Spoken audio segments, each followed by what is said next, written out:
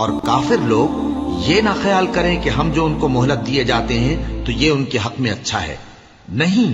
بلکہ ہم ان کو اس لیے مہلت دیتے ہیں کہ اور گناہ کر لیں، آخر کار ان کو ذلیل کرنے والا عذاب ہوگا۔ لوگو، جب تک اللہ ناپاک کو پاک سے الگ نہ کر دے گا، مومنوں کو اس حال میں جس میں تم ہو ہرگز نہیں رہنے دے گا، اور اللہ تم کو غیب کی باتوں سے بھی مطلع نہیں کرے گا، البتہ اللہ اپنے پیغمبروں میں سے جسے چاہتا ہے منتخب کر لیتا ہے۔ سو تم اللہ پر اور اس کے رسولوں پر ایمان رکھو، اور اگر ایمان پر قائم رہو گے اور پرہیزگاری کرو گے تو تم کو اجر عظیم ملے گا۔ جو لوگ مال میں جو اللہ نے اپنے فضل سے ان کو عطا فرمایا ہے بخل کرتے ہیں، وہ اس بخل کو اپنے حق میں اچھا نہ سمجھیں، وہ اچھا نہیں بلکہ ان کے لیے برا ہے۔